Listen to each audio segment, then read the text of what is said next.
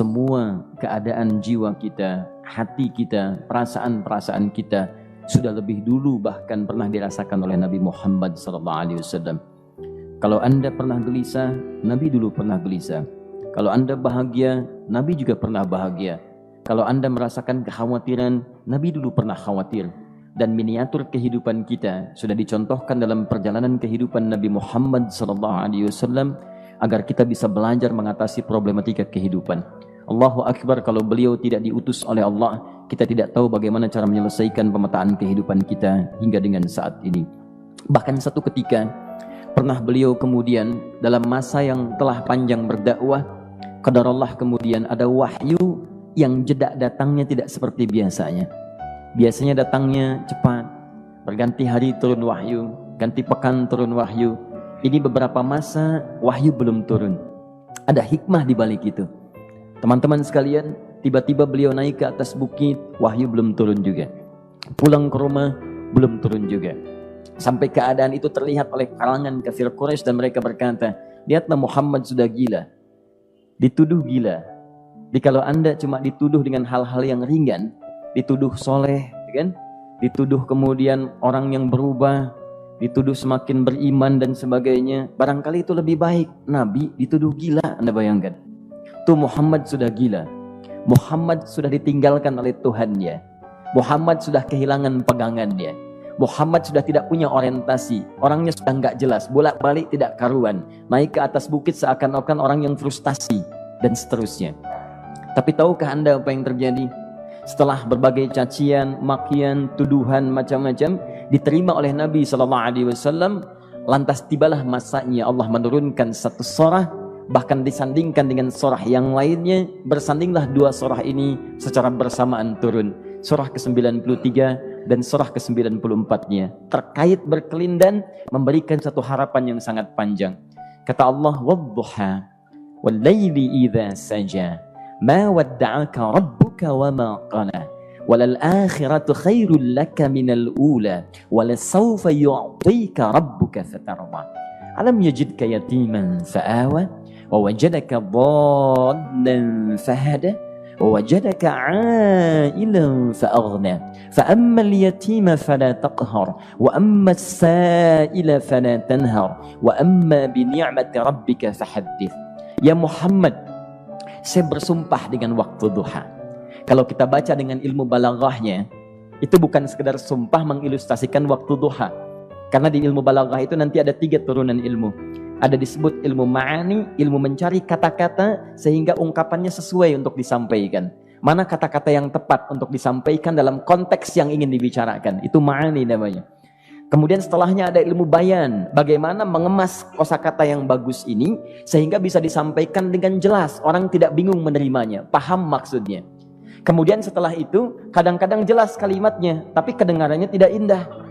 Woi, rapatkan, woi, apa belum paham juga? Rapatkan saf. Memang jelas, tapi nggak ngenakin. Maka bagaimana caranya disampaikan dengan jelas, tapi hati kita terasa nyaman, memuji. Terasanya nyaman diserahkan kepada Allah, tapi ada kebahagiaan, disampaikan tidak terasa tergurui, diperintahkan serasanya diberikan jalan untuk mendapatkan kebaikan. Maka yang ketiga disebut dengan ilmu badi' namanya. Ilmu menghiasi kalimat yang disampaikan sehingga terasa dengan nikmat. Turunannya nanti ada majaz namanya. Mengambil sebuah kalimatnya untuk diposisikan pada kalimat yang nyaman disebut dengan kinayah turunannya. Maka teman-teman kata Allah, wadduha. Diterjemahkan demi waktu duha, bukan sekedar waktu duha, karena duha itu ada cahaya yang indah, dirasakannya enak. Antum keluar waktu duha kan enak tuh, berjemur, kata orang Sunda moyan gitu kan, datang, bahkan sampai dianalisis ada vitamin D-nya bisa terasakan, ya. Kemudian setelah itu ada kenikmatan, enak suasananya, seakan-akan dunia milik sendiri, yang lain numpang. Wah, nyaman keluar itu. Baik, jadi wadduha itu ingin bersumpah mengilustrasikan waktu kenyamanan yang pernah dilalui. Kalau dalam bahasa tafsir yang luasnya, saya bersumpah Muhammad, demi segala kenikmatan yang pernah engkau rasakan dalam hidupmu, seperti engkau merasakan cahaya duha itu. Engkau pernah senang, saya bersumpah dengan kesenanganmu. Engkau pernah tenang, saya bersumpah dengan ketenanganmu. Engkau pernah nyaman, saya bersumpah dengan kenyamanan yang pernah engkau rasakan. Wal laili idza saja. Dan aku pun bersumpah demi gelapnya malam. Demikian terjemahannya. Bukan sekedar gelapnya malam, saja itu sesuatu yang pekat. Ya, ini belakang kelihatan agak gelap nih. Untuk memberikan proyek, kesini aja Pak, saya cuma ngasih contoh ini. Contoh, saya bukan mengeluh, bukan, ingin memberi contoh. Ya, contoh pada ilustrasi yang mau saya sampaikan. Nggak apa-apa, biarkan saja. Saya mau contoh kasih kata saja. Ya, ini belakang agak gelap untuk memproyeksikan cahaya ke sini. Tapi yang mau saya sampaikan, kalau gelapnya begitu pekat, semua cahaya ini nggak ada. Cahaya nggak ada nih, sama sekali tidak kelihatan. Saya mau tanya pada Anda, beraktivitasnya mudah atau sulit? Mudah nggak menemukan sendal Anda di luar? Belum tentu. Menemukan jalan keluar pun belum tentu mudah. Anda mesti meraba-raba jalan. Anda mesti kemudian melihat sesuatu dengan pandangan mata hati Anda. Raba, dan sebagainya. Sampai menemukan jalan itu pun belum tentu benar. Itulah yang disebut dengan gelapnya malam saja pekat.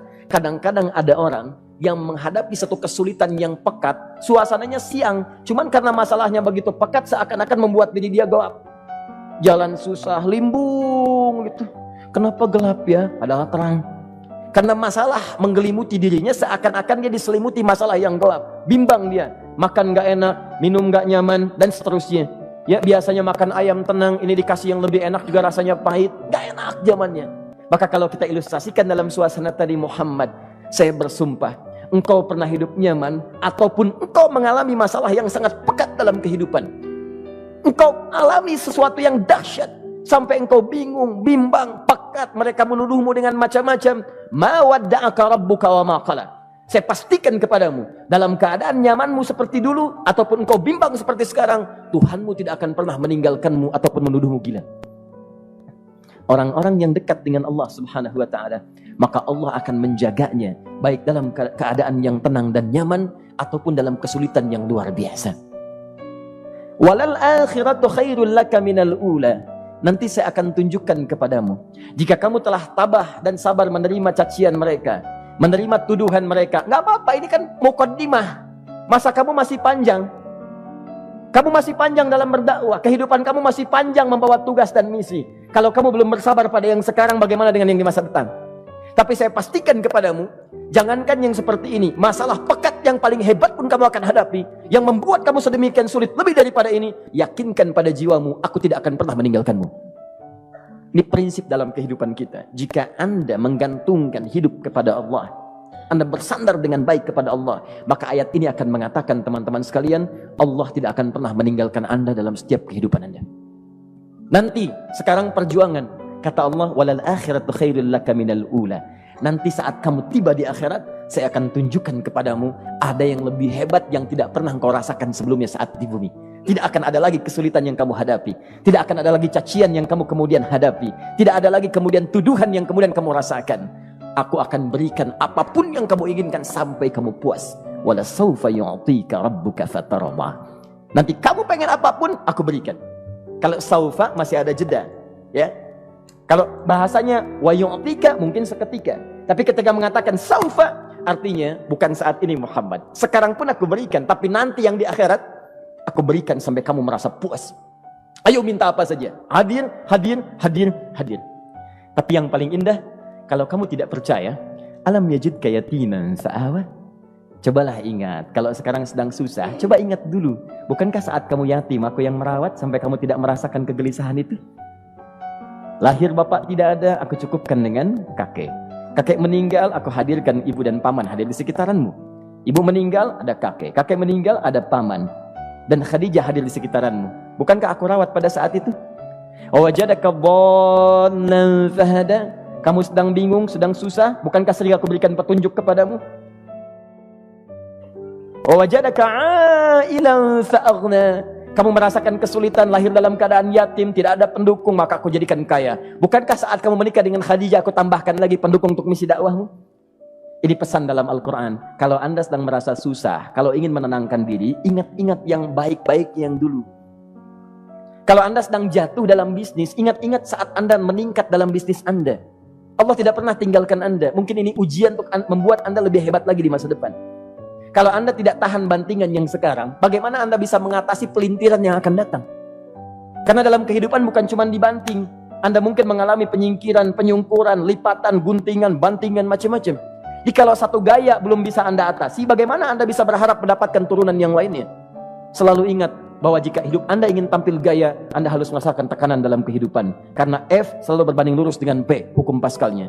Gaya berbanding lurus dengan tekanan. Orang yang ingin tampil gaya dalam kehidupan, maka dia mesti siap menghadapi tantangan-tantangan hidup yang diatasi. Turun ayat sampai ujungnya. Jikalau kamu sudah begini lagi, jangan pernah kamu membentak orang lain. Jangan pernah merendahkan orang lain. Karena Allah pun menjaga setiap hamba sepanjang ia mendekat kepadamu. Setelah itulah turun kemudian surah Al-Insyirah. Alam nashrah lakas sadra. Antum kenal Nabi Musa? Baik. Tapi agak lumayan lah. Tadi saya di Soreang kenal Fir'aun. Di sini Musa. Baik, alhamdulillah. Perhatikan ya, dahsyatnya pemberian Allah kepada Nabi Muhammad SAW. Nabi Musa alaihi salam, dan sering kali kita bacakan untuk memohon kepada Allah. Rabbi syrahli sadri. Perhatikan baik-baik. Ini keunggulan Nabi Muhammad SAW dibanding Nabi Musa alaihissalam. Dua-duanya Nabi, Rasul, tapi masing-masing punya keistimewaan.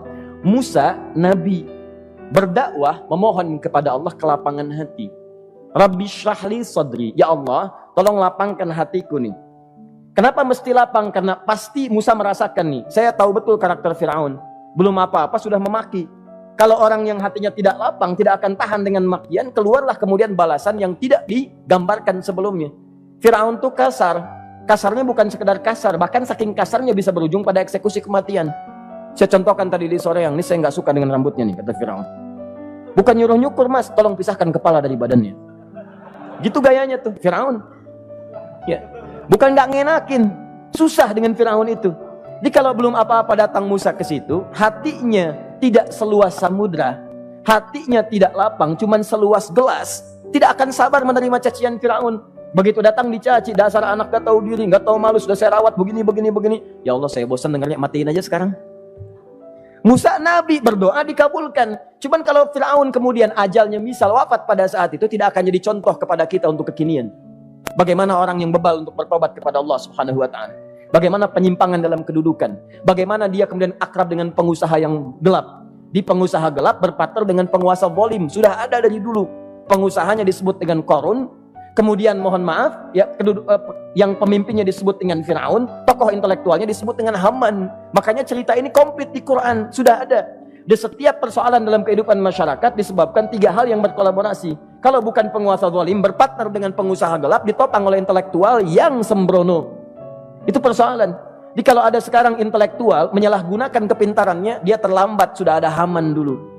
Dan gak usah bersaing, dia bisa bikin piramida, Anda belum tentu bisa membuatnya. Kalah Anda, masih kalah hebat. Ya, jadi kalau dititipkan sesuatu jangan disimpangkan. Yang ingin saya sampaikan, Musa mengatakan Rabbi syrahli sadri. Nabi berangkat berdoa dikabulkan oleh Allah. Nabi Muhammad belum minta turun ayat. Alam nashrah laka sadra. Yang ini minta Rabbi syrahli sadri. Nabi Muhammad alam nashrah laka sadra. Muhammad mulai dari peristiwa sehingga engkau akan lebih sabar lagi menerima tantangan-tantangan dakwah. Mulai sejak itu jangankan dimaki, dilempar batu di Taif. Dari Mekah pergi ke Taif dengan Zaid kemudian. Sampai di Taif mendapatkan sesuatu yang tidak dibayangkan sebelumnya. Kalau cuma dihentikan saat mengajar, wajar. Ini dilempari batu. Anda bayangkan? Bisa kebayang nggak? Lempari batu tuh. Dilempar. Zaid jadi tameng, berdarah-darah, kemudian mundur. Mundur, beristirahat di bawah tepian pohon. Begitu beristirahat, datang malaikat penjaga dua gunung. Turun malaikat dengan kesal mengatakan, Ya Rasulullah, mud yadaika ilas sama. Ya Rasulullah, angkat tanganmu ke langit, minta kepada Allah, aku angkat dua bukit di Taif, aku himpit keduanya mereka. Aku himpit penduduk Taif dengan dua bukit itu. Apa jawab Nabi? Karena sudah mendapatkan kelapangan, ketenangan, belajar dari peristiwa-peristiwa tadi, indah jawabannya. Lah, katanya, tolong jangan lakukan. Innahum qaumun la ya'lamun. Mereka belum paham saja. Mereka belum mengerti. Tolong jangan lakukan. Aku bermohon kepada Allah. Boleh jadi nanti di masa depan akan ada hamba-hamba terbaik yang lahir dari bumi Taif ini. Kemudian beliau berkata, Rabbi, ila man takilluni, a ila qaribin yu'limuni, am ila ba'idin yu'dhini, fa ana radin ma lam taghdab ilayya. Ya Allah, kemana lagi engkau akan utus aku untuk berdakwah setelah peristiwa ini? Apakah tempatnya lebih dekat aku jangkau sekarang, tapi di situ aku akan disakiti lagi? Ataukah jaraknya masih jauh, tapi di tempat itu aku akan dizalimi lagi? Aku ridha ya Allah dengan itu semua, asalkan engkau tidak marah kepadaku. Asalkan engkau tidak marah kepadaku. La haula wala quwata illa billahil aliyil azim. Begitu kelapangan itu muncul, ridha dengan ketetapan dan siap, tabah, kuat, hadir dalam jiwanya. Tiba-tiba turun undangan, tunaikan Isra dan Mi'raj. Diangkat statusnya, naik mendekat kepada Allah Subhanahu wa taala. Dihilangkan bebannya, wa wada'na anka wizrak alladzi anqadha dhahrak. Itu hikmah, teman-teman. Barangkali kalau antum saat ini datang ke masjid ini untuk kajian, sedang bawa beban, ada kesulitan, penuh dengan macam-macam, barangkali dibacakan surat Ad-Duha tadi untuk memberikan harapan kepada Anda. Ini bukan PHP